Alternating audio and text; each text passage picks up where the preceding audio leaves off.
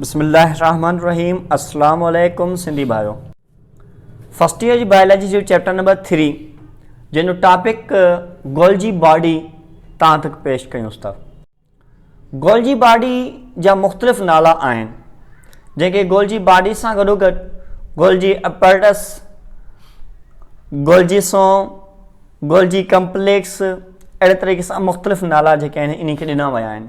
ऐं इन खे जेको इहो गोल्जी नालो पियो आहे उहो इन जे साइंटिस्ट जंहिं इन खे डिस्कवर कयो हुयो गोल्जी नाले सां हुयो, कैमेलो गोल्जी, जंहिं 1898 में इन खे डिस्कवर कयो। उन पंहिंजे नाले सां गोल्जी ॾेई छॾियो। पोइ Golgi body, Golgi complex, golgisome अहिड़े तरीक़े सां मुख़्तलिफ़ इन ते नाला पइजी विया। गोल्जी अपैरेटस सॉरी हाणे इहो गोल्जी अपैरेटस आहे छा? चए थो मेम्ब्रेन बाउंड ऑर्गेनेल आहे जेको यूकैरियोटिक सेल में प्रेज़ेंट हूंदो आहे। ठीकु आहे। ऐं जेको ठहियलु कंहिंजो आहे सीरीज़ ऑफ हिकु flattened and stacked pouch like structures में ठहियलु आहे, जेके उहे स्टॉक्स पाउच लाइक स्ट्रक्चर्स जेके आहिनि सिस्टर्नी नाले सां जेके उन में फोल्ड्स आहिनि उहे इन्हनि सीरीज़ जो ठहियलु आहे। स्ट्रक्चर खे असां ॾिसूंसि था, सम्झूंसि था, कॉन्सेप्ट हिते सम्झी वठो। त गोल्जी बॉडी रेस्पॉन्सिबल छाजे लाइ आहे, फंक्शन छा अथसि? चए थो उहो ट्रांसपोर्ट कराए थी पई, मॉडिफाए कराए थो पियो ऐं पैकेज करे थो पियो कंहिंखे, प्रोटीन खे ऐं लिपिड खे। ठीकु आहे। वेजिकल्स में वेजिकल चइबो आहे हिकु कवरिंग, जीअं न टॉफ़ी जे मथां हिकु कवर चढ़ियलु हूंदो आहे, ईअं ई प्रोटीन खे, लिपिड खे पहिरियां गोल्जी बॉडी कवर चाढ़े करे पैकिंग करे पोइ उनखे ट्रांसपोर्ट कंदो आहे जिते जिते उनखे ज़रूरत हूंदी आहे। ठीकु आहे। टारगेट जॻह ते जिथे उनखे ज़रूरत हुजे उन जॻह ते पहुचाइणु जेको आहे गोल्जी बॉडी जो कमु आहे। तंहिंजे करे गोल्जी बॉडी खे post office of the cell चयो वियो आहे। इहा पॉइंट नोट कजो। It is located in the cytoplasm next to the endoplasmic reticulum near the nucleus। Nucleus जे नज़दीक एंडोप्लाज़म खां बाद में जेको आहे गोल्जी बॉडी जेको आहे मौजूदु आहे, जेको while many type of cells contain only one or several Golgi bodies, plant cell contain hundreds तादाद में। हाणे गोल्जी अपैरेटस जेके आहिनि उहे सीक्रेट कंदा पिया। चए थो प्रोटीन सिक्रेटरी जेको आहे ऐं ग्लाइकोप्रोटीन थी वियो, सेल मेम्ब्रेन प्रोटीन थी वई, लाइसोसोमल प्रोटीन थी वई, उन सां गॾोगॾु कुझु ग्लाइकोलिपिड थी विया, all pass through the Golgi apparatus at some points in their maturation. Golgi body जेको आहे कंप्रेस कयो थो 5 खां 8 कप शेप्ड सीरीज़ आहिनि कंपार्टमेंट जूं, जंहिंखे असां सिस्टर्नी चवंदा आहियूं, सॉरी सिस्टर्नी चवंदा आहियूं, सही आहे। सिस्टर्नी जेका आहे उहा फ्लैट डिस्क शेप्ड स्ट्रक्चर आहे, जेका हिकु पाउच आहे जेका गोल्जी बॉडी खे ठाहे थी पई ऐं उन सां गॾु गॾु मोस्टली जेको आहे 4 खां 8 जेके आहिनि उहे सिस्टर्नी मौजूदु हूंदा आहिनि। So however 60 cisternae are found in some protist. कुझु प्रोटिस्ट में यानी रेशो जेको आहे उहो चेंज थींदो रहंदो आहे हर सेल जे हवाले सां। मेमिलियन सेल जेके आहिनि उहे 40 खां 100 स्टॉक ऑफ सिस्टर्नी कंटेन कनि था पिया। एनिमल सेल जेको आहे कंटेन कंदो आहे अराउंड 10 खां 20 गोल्जी स्टॉक्स। हाणे ही जनरल पॉइंट्स ॿुधायूंसि था एमडीकेट जे हवाले सां। फर्स्ट ईयर जी बायोलॉजी तक ही नॉलेज तव्हां वटि माना असांजे बुक में न आहिनि। Which are connected by tubular connections. Golgi complex is mostly found in near nucleus. Structure खे डिफाइन कयोसि था। चए थो गोल्जी अपैरेटस जेका आहे उहा पोलराइड स्ट्रक्चर हूंदी आहे। प्राइमरी कंपार्ट हूंदा आहिनि जेका असांजे सिस फेस ऐं ट्रांस फेस जेके आहिनि 2 फेस हूंदा आहिनि उन में। हाणे इहे फेस लफ़्ज़ सम्झणु लाज़मी आहे, जेके फर्स्ट ईयर जे लेवल में बि आहिनि, एमडीकेट में बि ईंदा रहंदा आहिनि।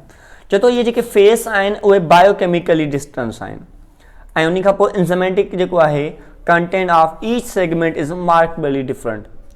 द सिस फेस मेम्ब्रेन जेका आहे जनरली जेका आहे थिनर हूंदी आहे कंहिंखां ट्रांस फेस खां।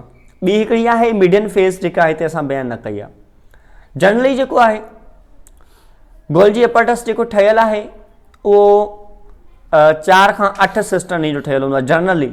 ठीकु आहे। बाक़ी रेशो जेको मां पहिरियां तव्हांखे ॿुधायो आहे उहो तव्हांखे नोट करिणो आहे।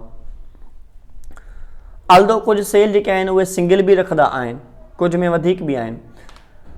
सिस्टर्नी जेका आहे उहा held together by a matrix protein and hold whole of the Golgi apparatus supported by cytoplasmic microtubules।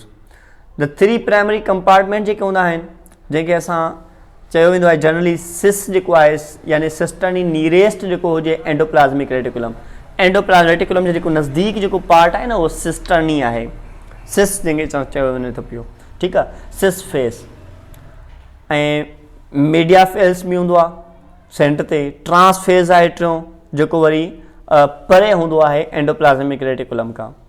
ॿ जेके नेटवर्क आहिनि, जेको हिकु सिस गोल्जी नेटवर्क आहे ऐं ट्रांस गोल्जी नेटवर्क आहे, इहे जेके आहिनि ठहियल जेके आहिनि ऑलमोस्ट सिस्टर्नी जा आहिनि at the cis and trans face, responsible for the essential task of sorting protein and lipid data received at the cis phase and released at the trans phase। हाणे इनखे सम्झो, थोरो कंफ्यूज थी विया हूंदा। Golgi body जी जेका structure आहे उन में ॿ फेस आहिनि मेन, हिकिड़ा आहे सिस फेस, ॿियो आहे trans face. Cis face endoplasmic reticulum जे नज़दीक आहे, ट्रांस फेस उन खां परे आहे। एंडोप्लाज़्मिक रेटिकुलम जो जेको प्रोडक्ट आहे, प्रोटीन आहे, लिपिड आहे, उन खे रिसीव करण जे लाइ गोल्जी बॉडी जो पार्ट आहे सिस फेस, रिसीव करे बाद में जेको आहे आख़िर में ट्रांस फेस खे ॾींदो आहे। ट्रांस फेस वरी उन जॻह ते पहुचाए थो पियो जंहिं जॻह ते उनखे ज़रूरत हूंदी आहे। गोल्जी बॉडी जो फंक्शन कहिड़ो आहे? गोल्जी बॉडी जो फंक्शन आहे पैकिंग करे थी, सीक्रेट करे थी प्रोटीन खे, रिसीव करे थी पई प्रोटीन कंहिंखां, एंडोप्लाज़्मिक रेटिकुलम खां, पोइ उनखे पैक करे थी पई हिकु मेम्ब्रेन बाउंड स्ट्रक्चर में जंहिंखे वेसिकल चइबो आहे, यानी कवरिंग जेका आहे, वो चार्ज ट्रांसपोर्ट इन दी वेरियस जॻहियुनि ते पहुचे थो पियो, जीअं लाइसोसोम थी वियो, प्लाज़्मा मेम्ब्रेन थी वई, सीक्रेशन वग़ैरह थी वई। They also take part in transport of lipid and formation of lysosomes. Post translational modification ऐं इंज़माइटिक जेका प्रोसेस आहे near the membrane surface in Golgi bodies, ये मुख़्तलिफ़ फंक्शंस आहिनि। हाणे हिते तव्हां स्ट्रक्चर खे ॾिसो न, हाणे हीउ जेको पहिरियों लेबल स्ट्रक्चर जेको ॾिनल आहे, लेबल नंबर 1, इहो छा आहे असांजो सिस्टर्नी आहे। ल्यूमन छा आहे? ल्यूमन हुनजे जेका विच वारी स्पेस आहे न, जेका ॿिनि ट्यूब जे विच में ख़ाली स्पेस, उनखे ल्यूमन चयो वञे थो पियो। ऐं ट्रांस फेस 4 नंबर आहे, हीउ ॿारहों। सिस फेस कहिड़ो आहे? सिस फेस जेको आहे उन खां पहिरें नंबर ते हीउ जेको आहे सिस फेस आहे, जेको इनकमिंग ट्रांसफर विजिकल जेको लिखियलु आहे। बस हीअ आहे असांजो गोल्जी बॉडी, जंहिंजो कमु कहिड़ो हुयो? रिसीव करणु एंडोप्लाज़्मिक रेटिकुलम खां प्रोडक्ट, प्रोटीन ऐं लिपिड, ऐं उनखे ट्रांसपोर्ट करणु। तंहिंजे करे इनखे post office of the cell चयो वञे।